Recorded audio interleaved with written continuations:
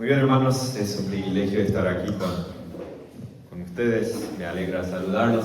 Así que hoy queremos seguir estudiando la palabra de Dios en la serie de prédicas, en el libro de Juan, el Evangelio de Juan. Así que hoy empezamos con el capítulo 14. Pero antes que nada queremos inclinarnos en una oración y queremos pedir al Señor que nos ayude en el estudio de su palabra. Así que oremos, hermanos. Padre, nos secamos a tu trono de gracia. El salmista dice, porque para siempre es tu misericordia. Señor, nosotros reconocemos que no merecemos tu misericordia, pero tú la derramas sobre nosotros por los méritos de alguien más, y es Jesucristo. Señor, somos ovejas de tu prado. Señor, necesitamos ser consolados por tu palabra, necesitamos ser edificados, santificados por medio de tu Espíritu, por medio de tu palabra, Señor. Ayúdanos a reconocer pecados en nuestra vida, ser conformados a la imagen de Cristo, a crecer a la estatura de Cristo y a darte toda la gloria. Eso pedimos en el nombre de Jesús. Amén. Muy bien, hermanos, a lo largo de los evangelios vemos que el Señor Jesucristo es Dios y es hombre. Es Dios y es hombre como uno, como nosotros, las mismas necesidades que nosotros. Los evangelios, por ejemplo, nos muestran que Jesús tenía o sentía hambre, sentía sed, se cansaba, se angustiaba. Pero ¿saben una cosa? Lo que el Señor Jesucristo nunca compartió con nosotros, obviamente el pecado, no cometió ningún pecado, pero el Señor nunca compartió la autocompasión. Que todos nosotros tantas veces tenemos es la autocompasión. Pero Jesús nunca sintió pena de sí mismo. Nunca pensó, ay de mí, la gente no me entiende, nadie sufre lo que yo sufro. Nadie sabe cómo me siento. Trato bien al pueblo y ellos me rechazan.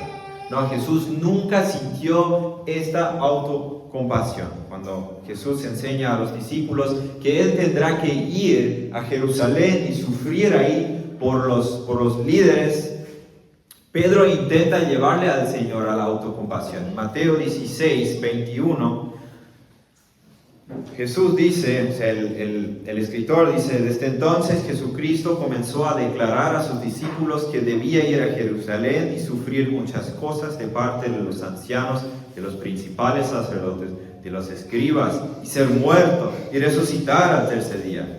Tomando aparte a Jesús, Pedro lo respondió, no lo permita Dios, Señor, eso nunca te acontecerá.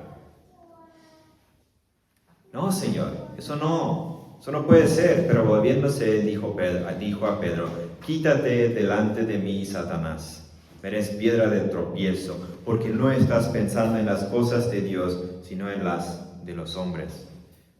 No, Pedro, dice el Señor, tú piensas en las cosas terrenales. El plan de Dios es bueno. Y Jesús confiaba plenamente en el plan de Dios. Por eso que en el huerto de Getsemaní, el Señor en medio de los momentos más difíciles, en medio de los momentos más aterradores, viendo la muerte, viendo que Él iba a sufrir por los pecados de los pecadores, que iba a sufrir la ira de Dios, Jesús pudo orar, Padre, hágase tu voluntad. ¿Por qué? Porque la gloria del Padre estaba por encima de todo. La gloria del Padre estaba por encima de su propia vida. Ahora, recuerden el contexto del capítulo 12, en Juan capítulo 12, ya lo que hemos visto, venimos estudiándolo. Hemos visto la entrada triunfal de Jesús en Jerusalén. Todo el pueblo lo festeja y gritan y dicen, vive el rey de Israel. Luego en el capítulo 13 hemos visto que Jesús lava los pies de los discípulos. Los discípulos entran en el aposento alto, probablemente vienen discutiendo quién será el mayor en el reino de Cristo, porque va a ser rey obviamente en su mente. Entonces pensando en quién va a ser el mayor en el reino, ¿qué hace Jesús? Va, agarra un plato y lava los pies de los discípulos. ¿Qué enseña Jesús a sus discípulos? Miren el versículo 13 al 16. Dice la palabra de Dios, ustedes me llaman maestro y señor. Y tienen razón, porque lo soy. Pues si yo, el Señor y el maestro, les lavé los pies, ustedes también deben lavarse los pies unos a otros, porque les he dado ejemplo, para que como yo les he hecho, también ustedes lo hagan. En verdad les digo que un siervo no es mayor que su Señor, ni un enviado es mayor que él que lo envió. Los enseña humildad. Además les mostró la necesidad de ser lavado por el Hijo de Dios. Versículo 8 dice a Pedro, cuando Pedro no lo quiere permitir que Jesús le lave los pies, dice en el versículo 8, si no te lavo, no tienes parte conmigo. Pedro, si no te lavo con mi propia sangre, no tendrás parte en mi reino. Y obviamente Pedro quiere tener parte. Luego el traidor, Judas, se va de ellos. Y ahora a partir del versículo 31, Jesús está solo con los 11 discípulos, sin el traidor. ¿Y qué les enseña Jesús en este momento? A estos 11 discípulos, fíjense en el versículo 33. Hijitos, estaré con ustedes un poco más de tiempo. Me buscarán y como dije a los judíos, ahora también les digo a ustedes, a donde yo voy, ustedes no pueden ir. Me iré. Ya no estaré con ustedes. Estaré con ustedes por poco tiempo, por pocas horas. En la esfera física, no estaré presente con ustedes por mucho tiempo. Obviamente Él prometió enviarles al Consolador, al Espíritu Santo, que los consolara. Pero en la esfera física el Señor Jesucristo se iría. Luego dice, todos ustedes se apartarán de mí. Además, el más fuerte de ustedes, que era Pedro, me negará 3 veces antes de la mañana. Versículo 37, 38 dice, Pedro le dijo, Señor, ¿por qué no te puedo seguir ahora mismo? Yo daré mi vida por ti. Jesús le respondió, ¿tu vida darás por mí?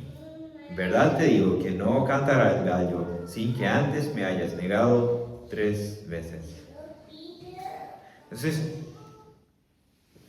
si se fijan en las emociones de los discípulos, están como que en una montaña rusa, están subiendo, bajando, así con bastantes emociones. Están con miedo, están angustiados, tienen miedo. Estuvieron por 3 años con el Señor, día y noche, y ahora el Señor Jesucristo le dice, me iré, me voy.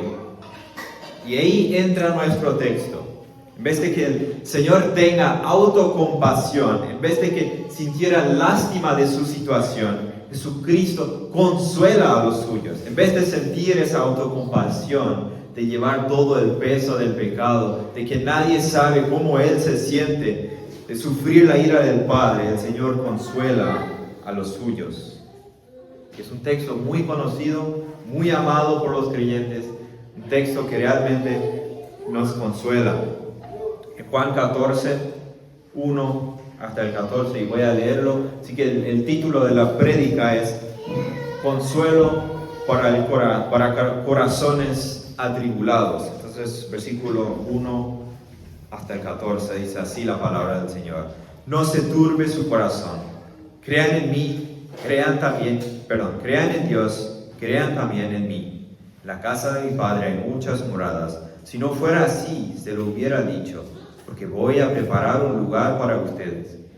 Y si me voy y les preparo un lugar, vendré otra vez y los tomaré a donde yo voy, para que donde yo esté, allí estén ustedes también. Y conocen el camino a donde voy. Señor, si no sabemos a dónde vas, ¿cómo vamos a conocer el camino? Le dijo Tomás. Jesús le dijo: yo soy el camino, la verdad y la vida. Nadie viene al Padre sino por mí. Si ustedes me hubieran conocido, también hubieran conocido a mi Padre. Desde ahora lo conocen y lo han visto. Señor, muéstranos al Padre y nos basta, le dijo Felipe. Jesús le dijo: tanto tiempo he estado con ustedes y todavía no me conoces, Felipe. El que me ha visto a mí, ha visto al Padre. ¿Cómo dices tú, muéstranos al Padre? ¿No crees que yo estoy en el Padre y el Padre en mí? Las palabras que yo les digo, no las hablo por mi propia cuenta, sino que el Padre mora en mí. Es Él que hace las obras. Créanme que yo estoy en el Padre y el Padre en mí. Y si no, crean por las obras mismas.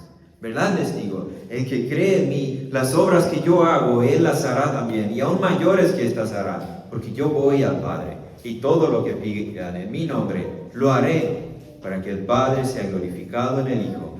Si me piden algo en mi nombre, yo lo haré. Jesús dice a los discípulos, en medio de su miedo, en medio de la angustia, tan turbados, Jesús le dice: no se turbe vuestro corazón. La palabra turbar se emplea en el capítulo anterior, en el capítulo 13. En versículo 1, Jesús se angustió. Ahí, si se fijan, en el versículo 21 del capítulo 13, dice: habiendo dicho Jesús esto, que alguien lo iba a traicionar, habiendo dicho esto, se angustió en espíritu y testificó y dijo: en verdad les digo que uno de ustedes me entregará. Entonces, esa palabra angustiar o turbar literalmente significa agitar. Es como que tener un agua en un recipiente o el mar y está moviéndose así. Entonces ese es el significado, como el mar en la tempestad está moviéndose. Así estaba el corazón de Jesús en el capítulo 13 y los discípulos en el capítulo 14. Pero ¿saben cuál fue la diferencia? En la angustia del Señor y la angustia de los discípulos, Jesucristo estaba angustiado y dolorido y triste por la dureza del corazón de Judas y sobre el pecado. Y esa agitación o esa turbación es legítima, no es pecaminoso. Pero en cambio los discípulos estaban angustiados, estaban turbados. ¿Por qué? Por la falta de la fe en el Señor, incredulidad. Y esa sí es pecaminoso. No se turbe su corazón. Crean en Dios, crean también en mí. Los discípulos estaban angustiados, su mundo parecía despedazarse, caerse, las cosas no se iban como ellos esperaban, pensaban, pero Jesús le dice: crean en mí, crean en el Padre, crean en Dios, confíen en mí. Jesús les ordena: crean en el Padre, es una orden, crean en el Padre y crean en mí. Lo mismo en Cristo, creer en Cristo o creer en el Padre. Son uno. Un paréntesis: si Cristo no hubiera sido Dios, entonces Jesús diciendo crean en mí sería una blasfemia. Pero Cristo es Dios. Solo Dios puede ordenar esa fe y esa confianza en Él. Entonces, en vez de seguir inmersos en las preocupaciones, en vez de poner los ojos en las cosas terrenales, debían alzar los ojos a Jesucristo. Confíen en mí, dice. Hermanos, no importa qué momentos difíciles estás pasando, lo turbado que viniste hoy al culto, a la iglesia, no importa. Este texto nos da muchas razones para estar confiando y descansando plenamente en Jesucristo. Hoy veremos la enseñanza de Jesús en ese texto para calmar al corazón turbado y agitado. El primer punto es, en la casa del Padre hay una morada para ustedes. Es en la presencia de Jesucristo, versículo 2. En la casa de mi Padre hay muchas moradas. Si no fuera así, se lo hubiera dicho, porque voy a preparar un lugar para ustedes. El Señor no dice simplemente, en el cielo hay muchas moradas. No, el Señor dice, en la casa de mi Padre, en la casa paterna, en la casa de mi Padre hay muchas moradas. Ahora, ¿cuál es la idea de esa imagen? Es de una familia. Obviamente, si nosotros vamos a la casa de nuestros padres, tenemos acceso. Cristo dice, en la casa de mi Padre hay muchas moradas. El Hijo dice, la casa de mi Padre. No se turbe vuestro corazón. De manera que llegando ahí en la casa del Padre, puedes estar completamente seguro de que hay un lugar para el creyente. No se turbe, dice Cristo, vuestro corazón. Ahora imagínense el consuelo que eso habrá dado a los discípulos. Jesús le había dicho a ellos, todos ustedes me dejarán, todos se apartarán de mí esta noche, me negarán, pero saben que en la casa de mi Padre hay muchas moradas para ustedes. ¿Saben por qué? Porque esta entrada en la casa del Padre no depende de ti, no depende de tu esfuerzo. Y eso, escucharon bien, no depende de tu esfuerzo, no depende de ti. Nuestra entrada depende de Cristo, de la obra del Señor en la cruz. En ese sentido que Jesús dice, versículo 3, y si me voy y les preparo un lugar, vendré otra vez y los tomaré a donde yo voy, para que donde yo esté, allí estén ustedes también. La idea no es que Jesús fue a construir una morada en el cielo. No es que fue a construir esa morada. No, Jesús dijo, en el versículo 2, hay muchas moradas, ya las hay. De hecho, en Mateo 25, Jesús dice, vengan. Mateo 25 dice Jesús, vengan, benditos de mi Padre, hereden el reino preparado para ustedes ¿desde cuándo? Desde la fundación del mundo. Entonces, ya hay moradas. Entonces, ¿en qué sentido Jesús fue a preparar un lugar para los suyos? Hermanos, nadie podía llegar en la morada hasta que Cristo completara la obra redentora. Hasta que Cristo completara la obra redentora. No había manera de llegar allí si no fuera por Cristo. Fue a través de su muerte y su resurrección y su ascensión al cielo que Cristo hizo posible la entrada. Y de hecho la aseguró. La aseguró. Hebreos 6, 19 y 20 dice, tenemos como ancla del alma una esperanza segura y firme y que penetra hasta detrás del velo, a donde Jesús entró, escuchen, hasta donde Jesús entró por nosotros como precursor, hecho según el orden de Melquisedec, sumo sacerdote para siempre. Cristo presentó delante del Padre un sacrificio perfecto, de manera que cuando nosotros llegamos al Padre, ya no hay cuentas pendientes. Ya no hay cuentas pendientes contra nosotros, sino ahí están las marcas de Cristo. Él fue a preparar lugar. Miren, el texto nos muestra que los discípulos están angustiados porque Cristo se va a ir. Pero Cristo los hace ver que esta separación era necesario. Cristo tenía que morir, tenía que resucitar, tenía que ascender al cielo, al Padre, porque esa fue la única manera para poder preparar un lugar para nosotros. Fue la única manera de preparar un lugar para nosotros. Cristo tenía que morir, tenía que resucitar y tenía que ascender al cielo. Pero hay algo más.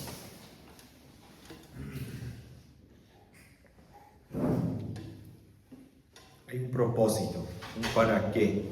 Noten el versículo 3. Y si me voy y les preparo un lugar, vendré otra vez y los tomaré a donde yo voy, para que donde yo esté, allí estén ustedes también.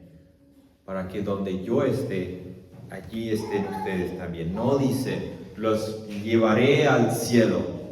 No, hermanos, o sea, no es solo el cielo, hermanos, la mayor bendición que nosotros disfrutamos de estar en el cielo es la presencia de Jesucristo, es estar continuamente en la presencia de Jesucristo, tener una comunión íntima que nunca termina con el Señor. Esa es la mayor bendición. Hermanos, lo hermoso del cielo, de la casa del Padre, no son las calles de oro. No son las calles de oro. La más grande bendición que nosotros disfrutaremos en la casa del Padre es la comunión íntima, la comunión perfecta con el Señor Jesucristo. Estar con Él por toda la eternidad. Hermanos, ¿qué turbaba el corazón de los discípulos esta noche? ¿Qué es lo que les turbaba? Que el Señor iría, que el Señor se iba de ellos. Estar 3 años con la mejor persona, estar 3 años con Jesucristo. Y ahora su ausencia, eso los turbaba. Lo único que les podía consolar a sus corazones atribulados fue la promesa de volver a ver y de volver a tener comunión con Jesucristo. Sería una ausencia o una separación temporal. No les hubiera consolado decir, sí, yo me voy, pero les dejo calles de oro. No. Un ejemplo que Sugel Michelin daba de este versículo, dice, dígale a un niño, tu mamá va a fallecer o tu mamá fallece, pero mañana te compro un carro, mañana te compro un auto. ¿Eso lo hubiera consolado? No. Él lo que busca es la presencia de su mamá. Los discípulos querían a Jesús, no otra cosa. Saber que volverían con el Señor fue lo único que les podía consolar. Miren la promesa que Jesús le dio al ladrón en la cruz. En Lucas 23, 43 dice, mañana estarás conmigo en el reino. Y eso es lo maravilloso. Estarás conmigo es estar en la presencia de Jesucristo. Y es por eso que para Pablo la muerte no fue algo aterrador. Por ejemplo, en 2 Corintios 5, 8 dice, pero cobramos ánimo y preferimos más bien estar ausentes del cuerpo y habitar con el Señor, habitar con el Señor. Filipenses 1:21, Pablo escribe a la iglesia de Filipos, estando él en la prisión, dice, tengo el deseo de partir y estar en la presencia de Cristo, pues es muchísimo mejor. Jesús mismo sabe y Jesús mismo declara que su presencia es la mayor bendición posible. Cuando ora al Padre, en Juan capítulo 17, 24 dice, Padre, quiero que los que me has dado estén también conmigo donde yo estoy. Escuchen otra vez. Padre, quiero que los que me has dado estén también conmigo donde yo estoy, para que vean mi gloria, la gloria que me has dado, porque me has amado desde antes de la fundación del mundo. Oh Padre justo, aunque el mundo no te ha conocido, yo te he conocido, y estos han conocido que tú me enviaste.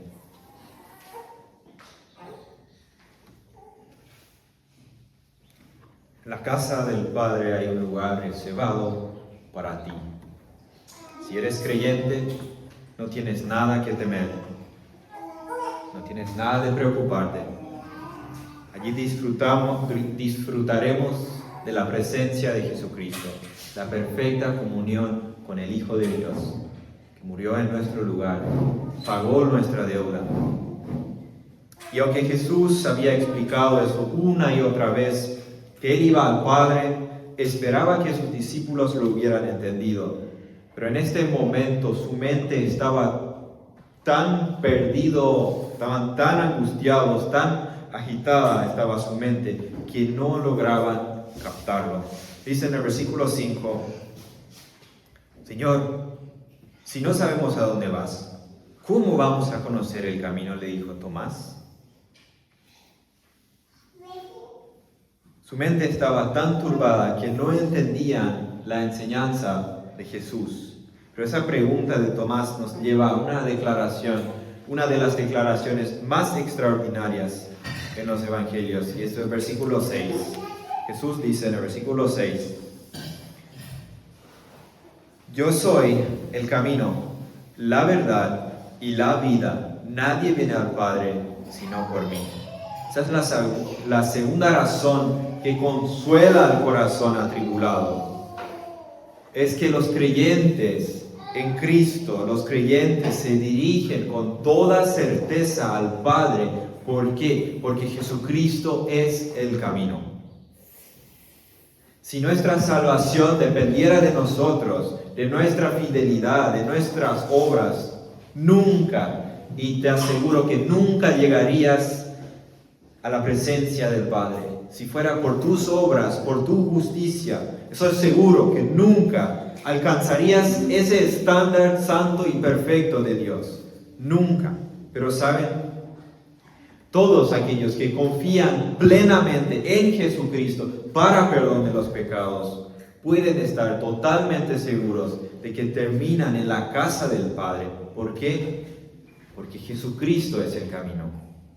Jesucristo es el único camino.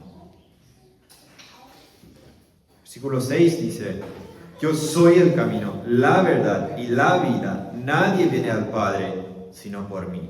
No hay otra religión, no hay otro camino. No son tus obras, no es tu inocencia. Nada te llevará al Padre. Nadie, dice Jesús, viene al Padre sino por mí. No hay otro camino. Juan 8, Jesús dice, Juan 8:12. Jesús les habló otra vez diciendo, yo soy la luz del mundo. El que me sigue no andará en tinieblas, sino que tendrá la luz de la vida. Jesús dice, yo soy la única luz. Yo soy la luz. No hay otra luz. El que no anda en mí, anda en tinieblas. Juan 10, Jesús dice, yo soy la puerta. Entonces, no es de ir el domingo a la iglesia, no es de dar el diezmo, lo que sea, tus buenas obras o Mahoma o lo que podríamos inventar. No hay otro camino. Solo Jesucristo es el camino. Hay un solo camino que llega al Padre. No como el mundo moderno hoy dice que hay muchos caminos que llegan al Padre.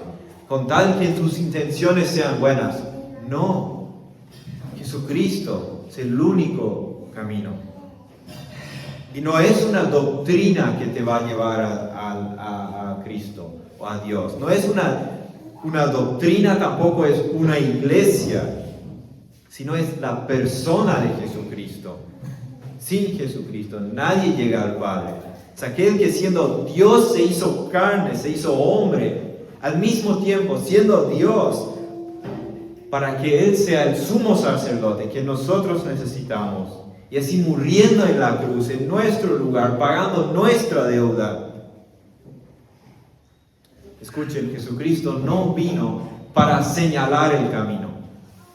Jesús no vino para decir, aquí está el camino, así tienen que ir. No, Él es el camino. Jesús es el camino. encarnado. Jesús es la verdad encarnada. Y Jesús es la vida encarnada. Entonces, si tienes a Jesucristo, tienes el camino, tienes la verdad y tienes la vida, pero únicamente en Jesucristo. Yo soy el camino, la verdad y la vida. Nadie viene al Padre sino por mí. Ahora, ¿cómo el saber todo esto nos ayuda a luchar el día a día? ¿Cómo este conocimiento me ayuda hoy a luchar contra la ansiedad? ¿Cómo me ayuda saber esto, luchar contra la angustia? ¿Cómo me ayuda en mi matrimonio, con hijos, en la crianza, en el trabajo? Hijos rebeldes. ¿Cómo me ayuda a luchar contra el pecado? Hermanos, escuchen bien. Por causa de Jesucristo, ahora ya disfrutamos de esa unión con el Padre. Ya disfrutamos de los beneficios de ser hijos de Dios. Aunque no plenamente, porque el pecado mora dentro de nosotros. Pero escuchen lo que dice el versículo 7 al 11. Versículo 7 al 11, Jesús dice: si ustedes me hubieran conocido, también hubieran conocido a mi Padre. Desde ahora lo conocen y lo han visto. Señor, muéstranos al Padre y nos basta, le dijo Felipe. Jesús le dijo: tanto tiempo he estado con ustedes y todavía no me conoces, Felipe. El que me ha visto a mí ha visto al Padre. ¿Cómo dices tú, muéstranos al Padre? ¿No crees que yo estoy en el Padre y el Padre en mí? Las palabras que yo les digo no las hablo por mi propia cuenta, sino que el Padre que mora en mí es Él que hace las obras.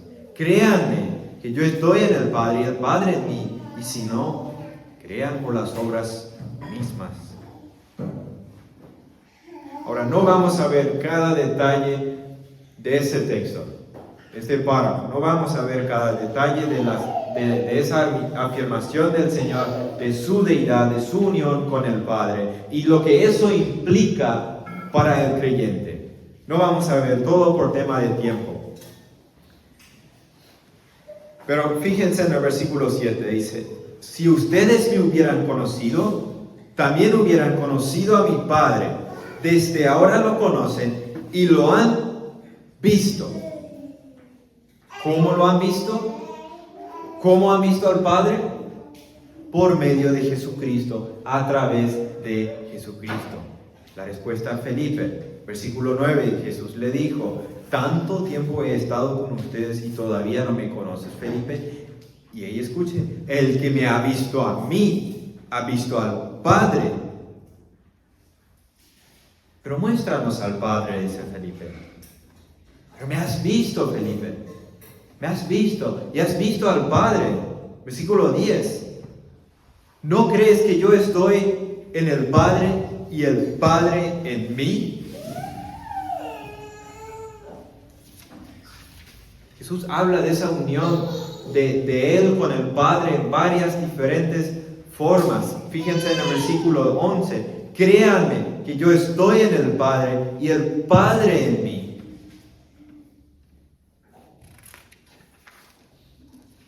En ese momento les costaba a los discípulos entender la unidad de Jesucristo y el Padre. Felipe dice: muéstranos al Padre, pensando probablemente en una teofanía, tal vez como Moisés viendo a Dios, y Felipe pensando: Señor, muéstranos al Padre, y eso nos basta para calmar nuestros corazones atribulados, para calmar nuestro miedo. Pero ¿qué le responde el Señor? Versículo 9 nuevamente: el que me ha visto a mí, ha visto al Padre. Será ignorancia de parte de Felipe. Y eso se escucha en la forma en que Jesús lo responde: tanto tiempo he estado con ustedes y todavía no me conoces, Felipe. Hermanos, es precisamente por medio de Jesucristo que tenemos esa unión con el Padre. Y eso es lo que Jesús enseña a sus discípulos. Jesús es el único que puede revelar al Padre, porque el Hijo es el único que descendió del cielo. Pero además es únicamente por medio de Jesucristo que podemos tener una comunión con el Padre. Y esa comunión, hermanos, ya disfrutamos hoy. Si somos creyentes, hoy todos los creyentes disfrutan esa unión con el Padre. Jesús enseña, mira Felipe, yo y el Padre uno somos. Ves a mí, ves al Padre. Yo miré al Padre físicamente, pero no se turbe vuestro corazón. Creen en mí, crean en mí, creen en el Padre. El problema de los discípulos era que no comprendían que Jesucristo era Dios. Y lo que implicaba esa relación, lo que sí habían testificado, eres el Hijo de Dios. Pero en ese momento les costaba ver eso. Tenían dificultad. Versículo 14, Jesús enseña, capítulo 14, versículo 20. Dice Jesús, en ese día conocerán que yo estoy en mi Padre y ustedes en mí y yo en ustedes. ¿Qué día? Por medio del Espíritu Santo, versículo 16. Entonces yo rogaré al Padre y Él les dará al Consolador para que esté con ustedes para siempre.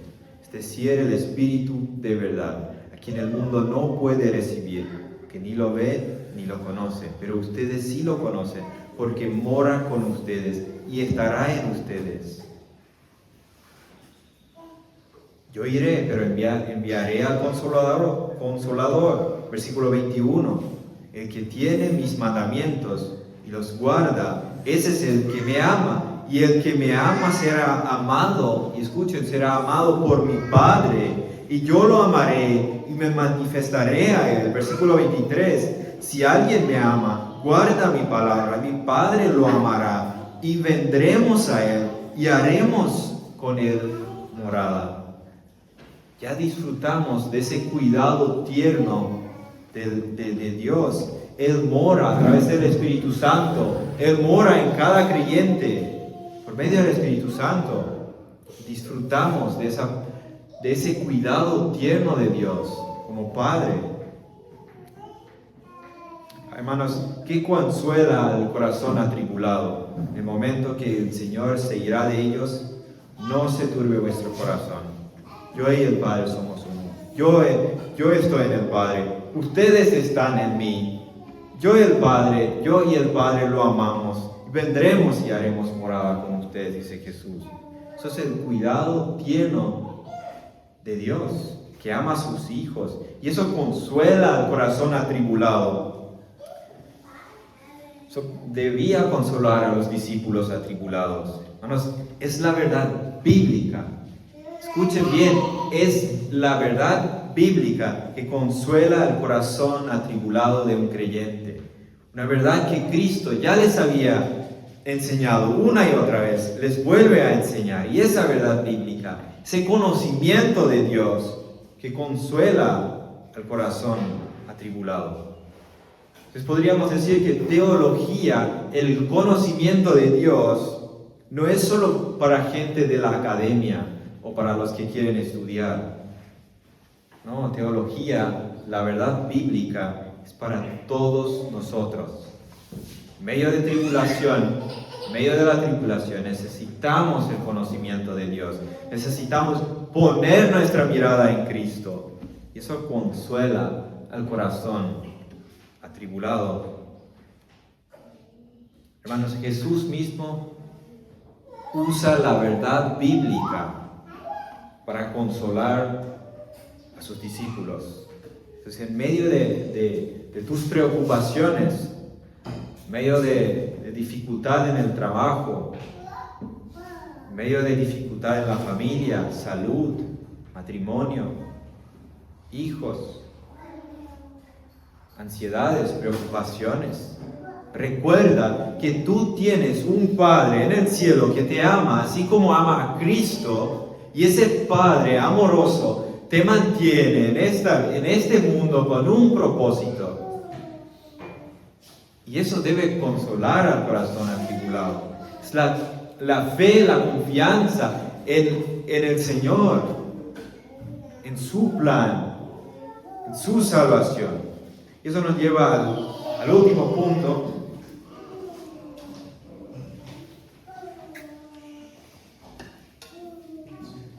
Tercer punto. En tanto que nosotros estamos en este mundo, Dios hará por medio de nosotros obras mayores que las hizo Cristo en este mundo. Por ahí, si no lo escucharon bien, Dios hará por medio de nosotros obras mayores que las hizo Cristo en este mundo. Versículo 12. En verdad les digo, el que cree en mí, las obras que yo hago, él las hará también, y aún mayores que estas hará, porque yo voy al Padre. Noten que Jesús no está hablando de los apóstoles. Él dice, en verdad les digo, el que en mí cree. Entonces, hablando de todos los que creen en Jesucristo. El que en mí cree, las obras que yo hago, él las hará también. Y aún mayores que estas hará.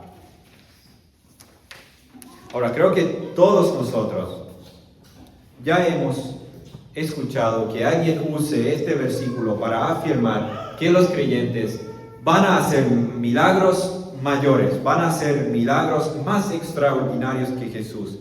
Entonces, ¿quiere Jesús decir, harán milagros en el sentido de multiplicar panes, de levantar a muertos, de caminar sobre el agua, de darle vista a los ciegos, de levantar a muertos como Jesús a Lázaro? Obviamente que no. Obvio que no. Pero ¿qué significa entonces? Bueno, volvamos a regresar la respuesta de Jesús a Felipe, versículo 10. Versículo 10 dice, ¿no crees que yo estoy en el Padre y el Padre en mí? Y escuchen, las palabras que yo les digo, no las hablo por mi propia cuenta, sino que el Padre que mora en mí es el que hace, que dice las palabras, que hace las obras, dice. Primero dice, las palabras que yo les digo, y el Padre es que hace las obras. Noten lo que Jesús dice a Felipe. Dios el Padre está obrando en el mundo por medio de la palabra de Cristo. Cristo habla y Dios el Padre obra. Dice William Hendrickson, siempre que Jesús habla, el Padre actúa por medio de la palabra de Cristo. Pero ahora que Jesús se va a ir, ahora que Jesús va a ir físicamente, va a ir al Padre, ¿Dios dejará de obrar en el plan redentor? No, obviamente que no. Ahora que Jesús regresa al Padre, los discípulos harán obras mayores que Jesús. ¿Saben por qué? Porque ahora la presencia, y ella entiende, porque ahora la presencia de Cristo no se limita a lo físico. No se limita a lo físico. Ahora la presencia del Señor es en todos los creyentes. Ahora Jesucristo mora a través del Espíritu Santo, por medio del Espíritu, en todos los creyentes. Que por medio del Espíritu Santo, por el poder del Espíritu Santo, proclaman el mensaje, proclaman la palabra de Cristo por todo el mundo, para la salvación de los pecadores. Entonces, versículo 2, leímos que en la casa de mi Padre hay muchas moradas, no pocas, no solo 11, hay muchas moradas. ¿Por qué? Porque el Evangelio se expande en todo el mundo y habrá creyentes en todo el mundo. Mire, nosotros miramos hacia atrás, vemos la obra redentora completada. Y con el poder del Espíritu Santo, todos los creyentes en todo el mundo alcanzan a miles y miles más personas con el Evangelio que Jesucristo alcanzó caminando físicamente en la tierra de Israel. Es en ese sentido que harán obras mayores, alcanzarán más muertos espirituales con el Evangelio. Tan solo recuerdan a Hechos 1, lo que estudiamos hace unas semanas o meses, Hechos 1, cuando nació la iglesia, ¿cuántas personas había reunido en el aposento? 120 personas reunidas que creían en Jesucristo. Y miramos un capítulo después, miramos Hechos 2 y vemos que 3,000 personas se añaden a la iglesia, 3,000 personas se convierten por la prédica de Pedro. Entonces, comparándolo así, Jesús ministrando 3 años en la tierra de Israel y Pedro un día predicando 3,000 personas. El alcance es mucho mayor, es más amplio. Y lo podríamos comparar con Juan 5. Juan 5:20. Pues el Padre ama, Jesús dice, pues el Padre ama al Hijo y le muestra todo lo que Él mismo hace, y obras mayores que estas les mostrará, para que ustedes se queden asombrados, porque así como el Padre levanta a los muertos y les da vida, asimismo el Hijo también da vida a los que Él quiere. ¿Y cómo les da vida? Fíjense en el versículo 24. En verdad les digo, el que oye mi palabra y cree al que me envió, tiene vida eterna y no viene a la condenación, sino que ha pasado de muerte a vida. En verdad les digo, versículo 25, en verdad les digo que viene la hora, y ahora es, cuando los muertos oirán la voz del Hijo de Dios, y los que oigan vivirán. Los que oigan vivirán. ¿Y cómo oirá la voz de Cristo hoy en día? A través de tú y yo, a través de tu predicación del Evangelio, a través de mi predicación del Evangelio. Muertos oirán la voz de Cristo cuando tú y yo vamos y predicamos el Evangelio a muertos espirituales, y vivirán. Hermanos, Dios no ha prometido ningún otro milagro para salvar a pecadores. Dios no prometió, ustedes harán milagros extraordinarios y las personas se convertirán por ver esos milagros. No, Romanos 10:17 dice, la fe viene por el oír, y el oír por la palabra de Cristo. De otra forma no habrá fe, no habrá salvación, no habrá santificación por medio de la predicación de la palabra. La fe viene por el oír. Si queremos ver que personas sean salvas, que personas sean santificadas, que creyentes sean llevados a Cristo, que inconversos sean llevados a Cristo, predica la palabra, predica la palabra. ¿Parece una locura? Sí, y precisamente por medio de esa locura, dice Pablo en 1 Corintios 1, pues ya que en la sabiduría de Dios el mundo no conoció a Dios por medio de su propia sabiduría, agradó a Dios mediante la necedad de la predicación salvar a los que creen. Hermanos, nunca y nunca podemos intercambiar la predicación de la palabra de Dios con otra cosa. Nunca. La iglesia puede invertir todo el tiempo en atraer a miles de personas con entretenimiento. Pueden llenar edificios, pueden llenar estadios con personas, pero sin la predicación del Evangelio, sin la predicación de la palabra de Cristo, sigue siendo un teatro y no vamos a traer a nadie a Cristo. Dios promete dar vida eterna a todos que oyen la palabra predicada de Cristo. de Cristo. Y oír no significa meramente escucharlo con el oído, sino con un corazón arrepentido. Hebreos dice que solo la palabra de Cristo es viva y eficaz, y muertos espirituales se levantarán por la palabra de Cristo, y solo por medio de la palabra. No por entretenimiento, no por diversión, no por algo que ofrecer lo que el mundo ofrece, bajo el pretexto de ser cristianos. Ningún muerto se levantará. El Evangelio, dice Romanos 1, el Evangelio es el poder de Dios para salvación a todos aquellos que creen.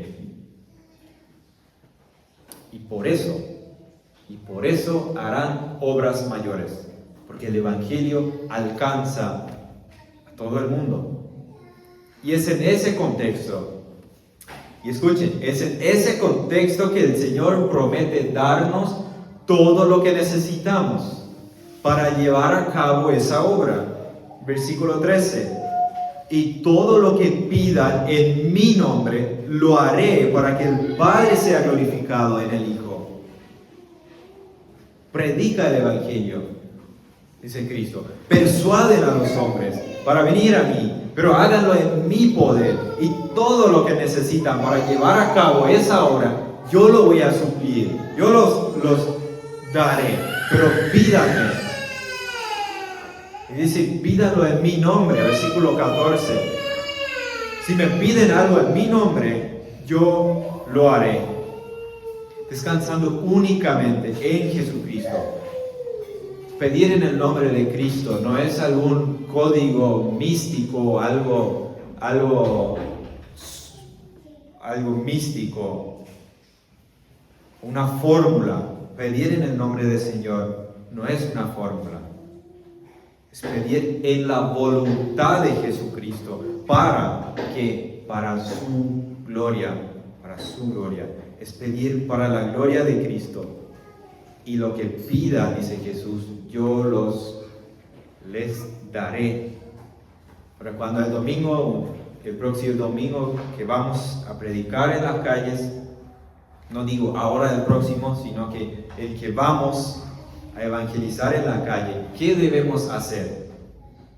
Pedir al Señor: Señor, levanta a muertos espirituales. Señor, danos valentía, danos palabra, pero que glorifiques tu nombre. Eso es pedir en el nombre del Señor, en la voluntad del Señor. Entonces, concluyendo, si hay alguien en este mundo que puede luchar eficazmente contra la angustia, contra la ansiedad, la depresión, es únicamente el creyente. Únicamente el creyente, porque el creyente ha puesto su confianza en aquel que se presentó delante de Dios, comprando nuestra salvación con su propia sangre,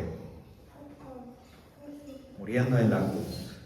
No importa qué tempestad estés pasando hoy, no importa. Mira a Cristo. Eso es lo que Cristo dice a sus discípulos. Confíen, creed en mí. Es mi oración que a la luz de ese texto podemos levantar nuestra mirada a la cruz. Levantar nuestra mirada a la cruz, levantar nuestra mirada a Cristo resucitado, levantar nuestra mirada a Cristo sentado a la diestra del Padre y confiar únicamente en Él. Que lo único que nos puede consolar en esta vida es saber que Cristo un día dirá: ven, hijo mío, ven, hija mía, en la casa de mi Padre tengo un lugar preparado para ti. Y eso por los méritos que yo hice ahí en la cruz, pagando tus pecados, resucitando, estando en la presencia del Padre. No hay mayor consuelo que saber que un día estaremos en la presencia bendita de Jesucristo. Y amigo, amiga, que estás sin Cristo, recuerda que nadie viene al Padre sino por Jesucristo. No hay otro camino. Cristo es un gran Salvador, es un Salvador misericordioso. Pero no llegarás al Padre por otro camino. Ven a Cristo en arrepentimiento y fe, y Él promete dar vida eterna. Amén. Oremos.